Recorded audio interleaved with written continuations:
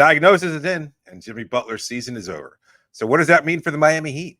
They take on the Chicago Bulls on Friday night, so we look ahead to what happens next and how the team responds with their season on the brink. All that and more on today's episode of Locked On Heat.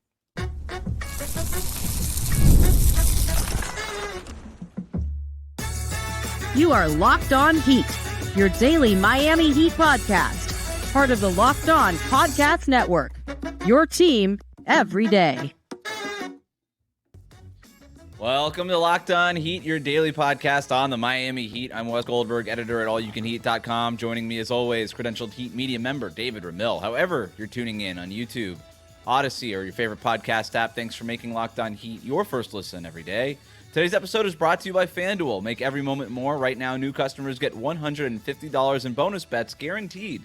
That's $150, win or lose. Visit FanDuel.com/lockedon to get started. Well, the Heat will face the Bulls Friday night in the final play-in game. Winner advances to the playoffs to face the Celtics in the first round. The loser's season will be over. So I'd say that's a must-win, David. We will get to whether or not the Heat can... Well, yeah, it's true. Might be a must-lose. We'll get to whether or not the Heat have a chance to win that game even without Jimmy Butler, who is who we're starting off with today. He's going to be out for several weeks with an MCL sprain, according to the team.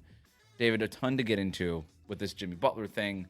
He goes down at the end of the first quarter against the Sixers, screams in pain, and afterwards plays 30 minutes with essentially a partially torn ACL here, because that's what a sprain is. He scores 13 points, has 3 rebounds, 3 assists, and 3 steals in that time. Grimacing as he gets off the court, basically cannot move at the end of that fourth quarter, where the Heat gave up the lead, ultimately ended up losing. And Jimmy Butler, talking with reporters after the game, clearly not in a good mood, saying that the knee's not good. We start getting reports from Shams Charania that that the fear is it's an MCL and that he's going to be out for a lot of weeks. And then you get pushback from the local beat reporters that maybe, wait until the MRI comes out. We had the MRI at 3:30 on Thursday. We get the news shortly after that it is indeed an MCL sprain and he will be out for several weeks. So I guess the worst fear ended up being true after he undergoes that MCL. So, I mean, I hear this. We're recording shortly after we get the news. Is it an overreaction to say that the Heat season is over, even if they do somehow manage to win Friday night and make the playoffs? I think so, because I think this team wants to play until the final second, regardless of who's on the floor. And I think that's a positive thing for this group. I know a lot of fans, even some listening to the show, probably don't agree, but given the composition, the mental makeup of this team, they're going to play to the final buzzer. Now, it might not change the actual outcome. They might lose the Chicago Bulls. But as far as their attitude and their approach to the game, they want to win it. They want to be able to extend their season. They want the challenge of taking on the Boston Celtics, even without Jimmy Butler, and the hope that they can somehow pull off the ultimate of miracles. Like, I won't even entertain that. That's a discussion for another time. If somehow they get past the Bulls and they have to take on the Boston Celtics on Sunday, that would be the start of game 1 in that series. I don't know how Miami could potentially even get one win in that series, but again, we'll talk about that later. As far as whether or not their season is over, no, emotionally it feels that way, though. Like, I think there was so much hope that they would get past the Philadelphia 76ers. And then from that point, you take on the New York Knicks, who I think a lot of Heat fans view as much more beatable than the best team in the Eastern Conference, which is the Boston Celtics. And then if you can get somehow past the Knicks, your season continues and perhaps even duplicate what that run of last year was for this team. But now it does feel like not just more challenging, but it does feel like almost impossible. So I understand the take, is this season over? It's not until it is. And as cliche and simple as that might be, that's the reality. And that's the approach this team takes, is that until their season is actually over, they still have a chance to pull off the impossible, however remote and impossible it might be. And so, I don't know. That's what drives this team. That's what defines them. that kind of spirit, that kind of heart. They've always exceeded expectations. I think that's been the defining characteristic of this group over the last 5 seasons, is that they've exceeded expectations. I mean, we can zoom out much bigger picture, but I've said this before. I think this team has always played above their weight class. Like, even with the acquisition of Jimmy Butler in 2019, the telemetry of this team changed completely. Like, they weren't supposed to be as good as they were. And then, of course, maybe they benefited from the advantage of being laser focused in the Orlando bubble. But after that point, like, everything has really changed, accelerated. So they've been operating on 2 conflicting timelines for the past 5 years. But the one defining thing has been they always play much better than a lot of people expect them to play. And which is a great thing. It's led to some amazing memories and some amazing experiences, both in covering this team and as watching this team. As a fan, you have to appreciate what this group has been able to accomplish over the last 4, almost 5 seasons now. Because technically, it's not the end of this 5th season, but it has been a hell of a run, and we'll see what happens next. Okay, I understand you being literal in response to my question. If the season is over, regardless of what happens Friday, the season's over, regardless of what happens on Friday. Like, I appreciate the step back and the like. We can all appreciate what this era has been, and I don't know that necessarily this is the end of an era. I just know that if you beat the Bulls on Friday, which is very much a possibility, FanDuel, as we're talking right now, still has it as basically a pick 'em, a 1.5 point favorite here. So, and maybe that line gets a little bit different as more money floods in on Chicago after the Jimmy Butler news, which I'm sure will happen, but it's a play-in game. Like, whoever the Nick Batum is on Friday, whether that player plays for Chicago or for Miami, can change the outcome of the game. So I have no doubt that the Heat can win on Friday, even despite the Jimmy Butler injury. But they can't win against the Celtics. And so where does that really take you? It means that the season, for all intents and purposes, is over. Just to fully grasp what the Heat would be up against if it was the Boston Celtics, Boston has 122.2 offensive rating. The Heat without Jimmy Butler score 110.8 points per 100 possessions. They score 12 more points per 100 possessions than the Heat. That's basically playing a different sport. That's a different league. They move the ball. They score the ball. The Heat do not without Jimmy Butler. The Heat without Jimmy Butler have a defensive rating of 113.3. Boston, 110.6. They're plus 11.7 net rating. The Heat without Jimmy Butler, minus 2.5 net rating. If somehow, I understand the point that you're making, like the Heat always exceed expectations, but the part of the formula of exceeding expectations was Jimmy Butler morphing into playoff Jimmy.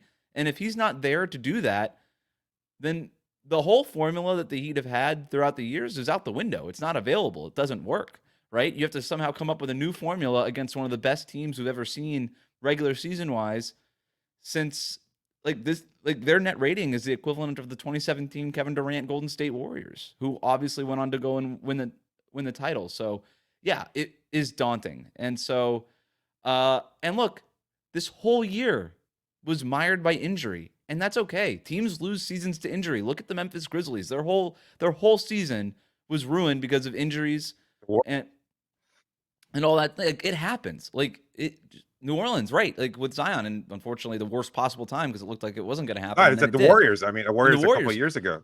Yeah, the Warriors. How many years did the Warriors? Steph Curry goes down, and then that's it. Klay Thompson goes down 2 years in a row. That's it. Like, this just happens in sports. And the Heat, it's not just Jimmy Butler. 5th most games lost to injury this season, along with teams like Atlanta and Portland and Memphis. The Heat were the only team even in the conversation for a playoff spot. It's a testament to what this group can do.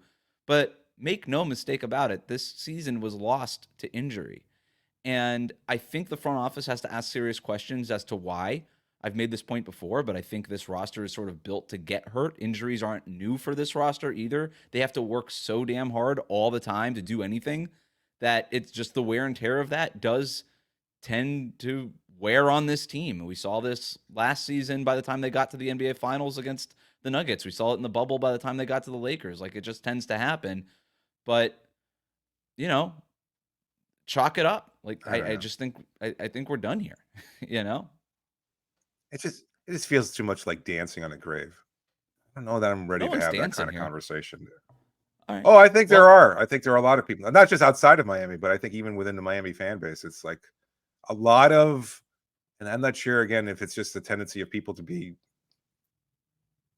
assholes on social media, but the idea of like relishing in this season, as you said, potentially being over or likely being over, is a little bizarre to me. And that's why I feel like there is like this I told you so nature. It's like I knew this team was never good. I knew it, and now it feels completely justified because of what's happened.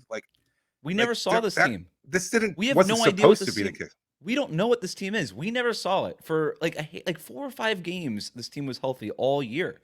I look at other teams, like the Oklahoma City Thunder, for instance, and the Heat have the Thunder are awesome, and this is not a Thunder thing, but like they just had their guys all year until like a week and a half before the end of the regular season. Shai Gilgeous-Alexander and Jalen Williams started missing games. I'm listening to Thunder broadcasts as I stay up for the West Coast games, and they're like, yeah, this is crazy not having Shai and Jalen in one game. And I was like, wow, like, what a silver spoon season you've had, right? Like not having your guys for a week, like must be tough. And they still end up with the number 1 seed in the Western Conference. So it's just, this was a weird year for the Heat. And I think it was a lost season in a lot of ways. And, we don't have to get into the big picture off-season stuff now, but there's stuff to like. There's things that the front office can take away from this season. It's not like lost in that there are no takeaways in terms of how you want to kind of retool this thing and go into next year. But I hope I don't come off as like relishing in this. It was a frustrating year because it felt like we never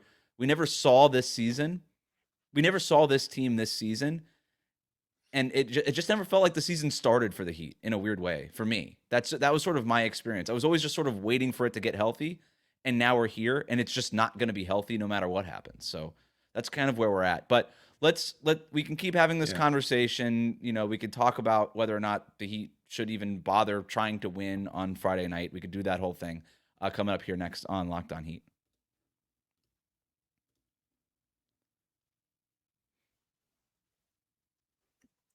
When it comes to your financial future, you think you've done it all. You've saved, you've researched, you've invested all you can. Now you need to take those investments to the next level by using what every financial great uses. That's Yahoo Finance. For more than 25 years, Yahoo Finance has been the brand behind every great investor. Whether you're a seasoned investor or are looking for a little extra guidance, Yahoo Finance gives you all the tools and data you need in one place. They're the number 1 finance destination producing a holistic look at the financial news cycle, including breaking news, original editorial perspectives, analyst ratings, independent research, and so much more. Securely link your brokerage accounts for a unified view of your wealth, including 401k and other investments. It's a comprehensive perspective is what sets apart great investors, and it's how Yahoo Finance ensures that you have the insight to look at your wealth in its entirety. With a community of over 90 million users each month, their real strength is helping you on your way to financial success. For comprehensive financial news and analysis, visit the brand behind every great investor. That's yahoofinance.com, the number 1 financial destination, yahoofinance.com. That's yahoofinance.com. Today's episode is also brought to you by FanDuel. It's playoff time in the NBA and NHL. Baseball is in full swing, and FanDuel's your place to bet on every game. Right now, new customers get $150 in bonus bets guaranteed. That's $150, win or lose. Bet on everything from slap shots to home runs to slam dunks, all on an app that is safe, secure, and easy to use. What are you waiting for? Visit FanDuel.com/lockedon and make your first bet an automatic win. FanDuel, America's number 1 sportsbook. We'll be right back.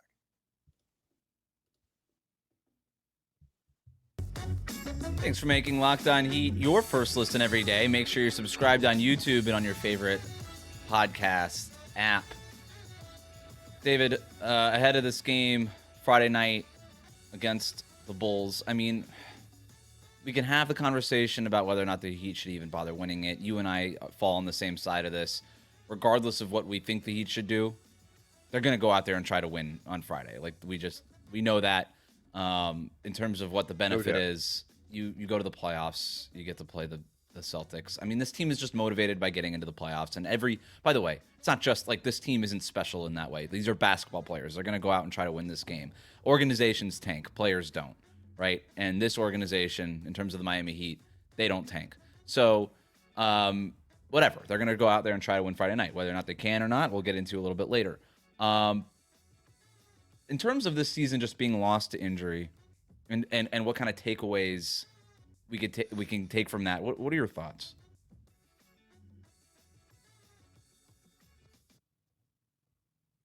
I don't know how it changes my perspective on the season. I don't know that the injury factor I entirely valid is because it just doesn't feel like there's some way of quantifying it. I don't know if you could say that every player has to overperform just to be able to excel, and maybe they have to work so hard that that's what leads to wear and tear, and that's what leads to injuries.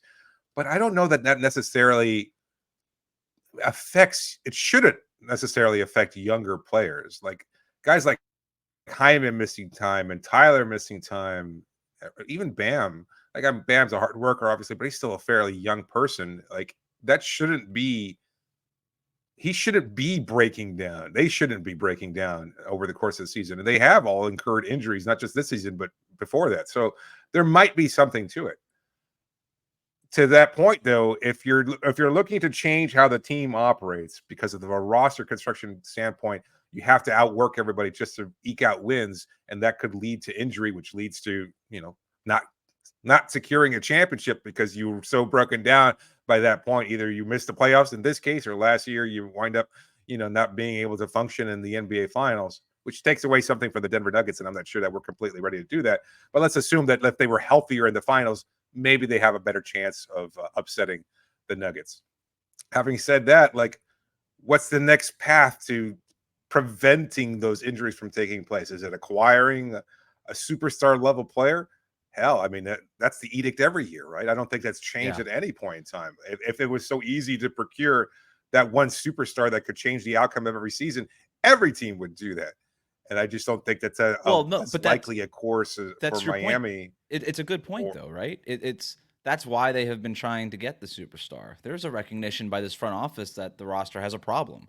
It's a superstar who can create easy shots, so that this team doesn't have to go through the entire shot clock every possession in January and play like it's June, when other teams are basically able to just say, "Hey, Kevin Durant, here's the ball. Just score 40 points. Take care of it." And so, but you're right. Like, it's really hard to get a superstar, and this front office went up to bat to try to make that swing and has struck out for the last 3 years. It seems these last 3 summers now. So they'll try it again. This is what the front office does. They've basically made the acknowledgement, we need one more superstar. I just wonder if, I think you need the superstar. I think you need to add some size to this roster. I think, Nikola Jovic filling into his frame and being a guy has certainly been helpful, but I would like to see Bam not play center full time. I would like that to be an option, at least like a lever that Eric Spoelstra can pull, so that he doesn't have to bang bodies with Joel Embiid and Nikola Jokic every night, and throw a 7-foot lumbering center out there and let Bam do some off-ball disruptive stuff for a while. That's a little bit kinder to his body, if only to get him through to the playoffs, where then you get into sort of that quote-unquote death lineup and a hyperactive Bam at center lineup that we know is super effective, that he's been a finalist for Defensive Player of the Year several times playing that position. Kevon Looney to Bam's Draymond. Exactly. It doesn't have to be exact. You don't have to go get you don't have to go get like Clint Capella or somebody that's like high, like $16 to $20 million a year. Go get a guy that's for $6-7 million.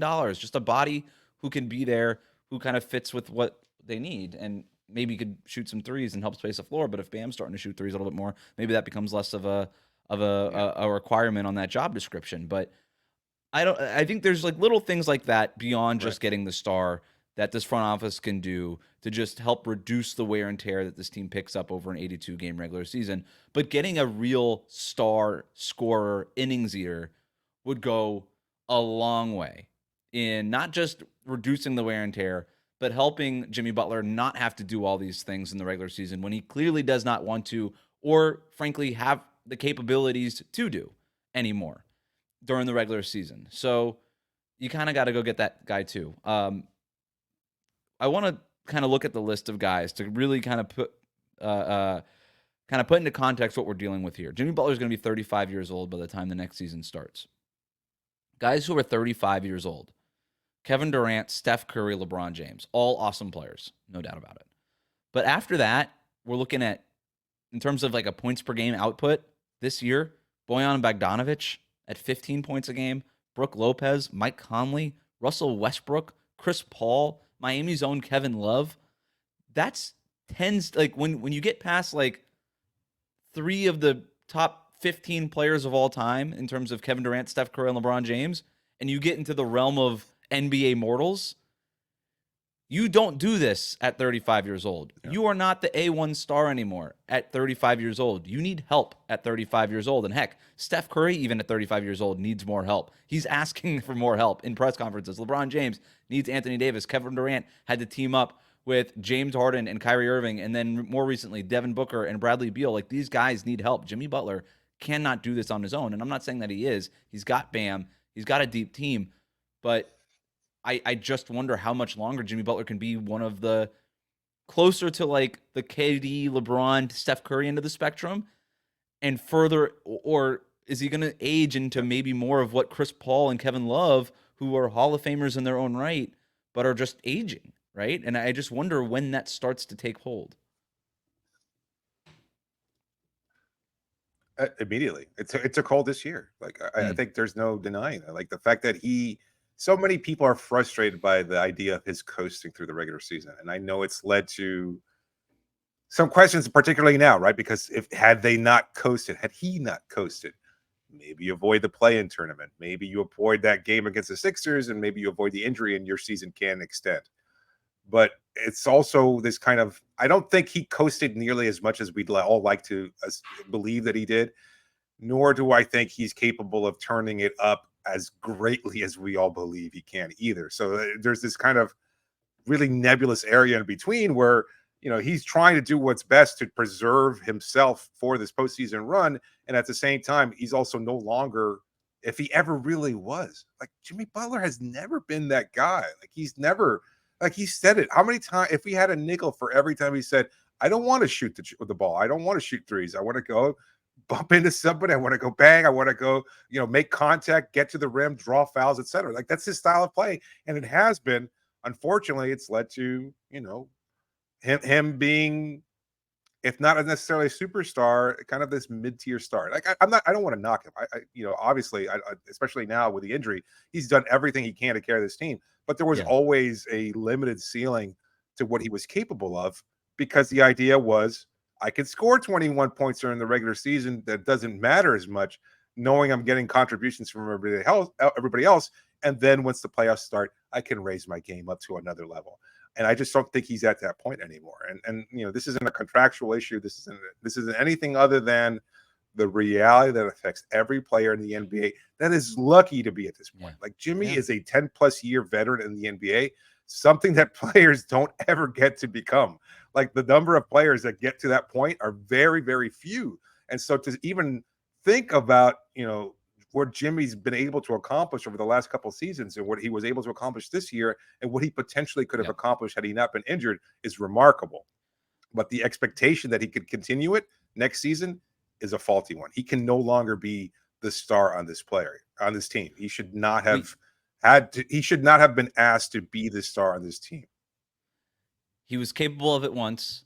He was your top dog star for a long time, for 3 or 4 years there. And he no longer is that. And we saw this with Dwayne Wade at the end of his career, right? By the time he was 35 years old, he was in Chicago, and he ends up spending half a year with Cleveland, and then he comes back to Miami and he's a sixth man. Like, the decline happens quickly when you get to this point. I don't know what the next 2, 3, 4 years look like for Jimmy Butler, but I do know that he's just not, he can't be the alpha anymore. He can't be the top star on a team that is serious. And we know this because he just needs the help. And Dwayne Wade needed help. And every once in a while he would go off and look like vintage Dwayne Wade. And I think that there's a world where you could still build around Jimmy Butler, where you allow him to just sort of tap in and uncork an old vintage once a week, and that's going to be good enough. But you need a LeBron James and a Chris Bosh, or you need, all these other guys to kind of lift him and get him through what is a long regular season. And if you're the Heat's front office, again, going back to that original point, that's what you have to be looking for. And I know that they had been looking for it, but it becomes even more paramount now based off this season to me that you go get that. Like, that urgency has even gone up higher than wherever it was before. That said, The Heat do have another game on Friday night. We'll break down the matchup and why I think the Heat can still win. We'll do that next here on Locked On Heat.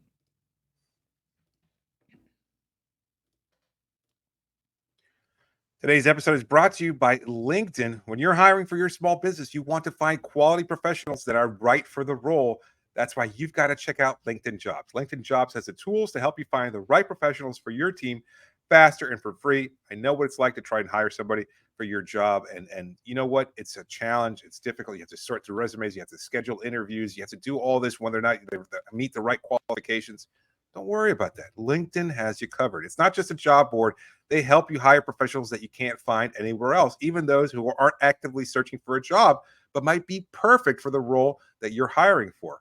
On LinkedIn, 86% of small businesses get a qualified candidate within 24 hours. Imagine ending the whole process in under a day. Hire professionals like a professional only on LinkedIn. LinkedIn knows that small businesses are wearing so many hats and might not have the time or resources to hire, so they're constantly finding ways to make the process easier and more intuitive. They even just launched a feature to help write job descriptions, making the process quicker than ever before. 2.5 million small businesses use LinkedIn for hiring.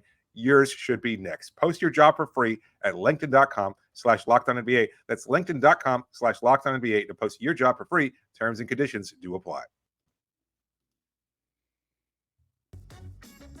Thanks for making Locked On Heat your first listen every day. Make sure you're subscribed on YouTube and on your favorite podcast app. You know what, David, I was just thinking about? I enjoyed last year's playoff run so much. It was so unexpected. It was so miraculous. It was so fun. We picked up so many listeners and subscribers because of that run, and we're not going to have that probably because of this. Sure. But we do have another playing game. We do have a great listener base here. If you haven't subscribed yet, make sure you hit that subscribe button and support us. Download the show on your podcast app. Leave us a 5-star rating and review as well. All of that stuff really does go a long way. But Heat Bulls, Kaseya Center, Friday night. Just want to start with laying out what the Heat are up against, because I don't think that the Bulls should be taken lightly. I know that they're sort of a joke and that their own fan base hates them for a lot of reasons. No, not at all. But So the Bulls blew out the Hawks thanks to 42 points from Kobe White, 22 points from DeMar DeRozan on Wednesday to force this game on Friday. Since the All-Star break, the Bulls rank 12th in offensive rating, so they're moving. 27th in defensive rating, which is not good. The Heat, meanwhile, since the All-Star break, 18th in offensive rating, 2nd in defensive rating. So it's kind of a conflicting style here, right? Chicago's got it going offensively. Their offense versus Miami's defense, Exactly. So on paper, the Heat are the better team, but that's before considering the injury to Jimmy Butler, right? So what are you looking at in this one? And what do the Heat need to do to win this one? We should say, I don't think we mentioned at any point that Terry Rozier also out of the game. Point. He's been ruled out by the Miami Heat, and he will not be available. So basically, you're going to have the same exact rotation as you did versus the Philadelphia 76ers on Wednesday, minus Jimmy Butler. So it's going to be the same thing that's defined Miami all season. I'm not worried about their defense. I think they're going to be just fine defensively for the most part, because they have enough players that have risen to the occasion and been challenging for opponents and things of that sort. They're going to implement the zone. They're going to do what they can to muddy things up. It's where the points coming from. And we talked about Tyler in our recap of the Sixers loss. We talked about potentially Rozier being available to step up. We talked about Bam having an increased role. That's what it boils down to. Bam and Tyler have to be the people to carry this team, because as I just said in the last segment, Jimmy can't do it anymore, and he certainly can't do it tomorrow or today on Friday against the Chicago Bulls. So somebody has to be the player to carry the load in terms of the offensive production. It has to be those two players. Like, expecting Hyman to be that player is foolish. He had a great game against Philadelphia, and I still don't think that you want to rely on him as heavily. That's not what he's not there to do that. He's there to be a complementary player. Right now, Tyler and Bam are your alleged stars. They've got to be able to show it. And again, I don't want to bag on them, because I know it's been difficult and they're coming back from injury and they've been dealing with everything as well. But I think they have to rise to the challenge of being able to carry this team and put up points on the board in particular. Tyler Hero, I said this before. I had no problem with him taking 27 shots against Philadelphia. My only problem with Tyler Hero is that he wasn't making enough of them. A lot of people did. He's got to, and we addressed that. He's got to make more shots against the Chicago Bulls, right? And so, you know, you could be disappointed in somebody for different reasons, and that's sort of the whole thing with Tyler. And so, but he's got to make more shots. And then in terms of Bam Adebayo, I actually think that this matchup comes down to him. But he only played in 2 of the 4 matchups this year against Chicago. Weird kind of series in the regular season for the Heat and the Bulls. They did the baseball style series, 2 games in Chicago in November and then 2 games in Miami in December. He didn't play the December games. He played the 2 November games. Across those 2 games, Bam averaged 23.5 points on 61.5% shooting. In other words, he was great. And that's exactly what the Heat need from Bam in this game. Vucevic and Andre Drummond don't bother Bam Adebayo. Vucevic used to bother Bam, not anymore. He's not bothered by those guys. They are not nimble of foot enough to keep up with Bam. Over and over, I went back and watched some of the highlights of those games, David, like blowing by those guys in pick and roll for layups, blowing by them for alley-oops and lobs. They can, even outside the pick and roll and outside the cutting, the Heat are going to be able to just space the floor out, let Bam go to work in isolation against either of those guys, clear out, and just let him blow by them. Like, Bam should eat in this matchup. And the Bulls like to take their centers, and they don't play drop the way that Joel Embiid was dropping to the basket. And that was obviously a problem for Bam in that Philadelphia matchup. However limited Embiid was, his length and size was just bothersome to Bam when he was just hanging out by the basket. Well, the Bulls don't do that. They have their centers press up at the level of the screen. And that's great news for Bam, who's going to be able to blow by those guys, because most centers aren't as fast and athletic as Bam Adebayo. So that's why he was able to eat in this matchup in November, and it's why he should be able to eat on Friday night. I'll also go back to something you also said. Maybe it is Jaime who just goes off, just like it happened to be Nick Batum on Wednesday for Philadelphia. Like, that's the nature of the play-in tournament, right? But you need a certain floor to get to that these sort of X factors, swing factors can build on top of. And Bam, without Jimmy Butler especially now, and in this matchup in particular, I think he has to be the guy who raises Miami's floor.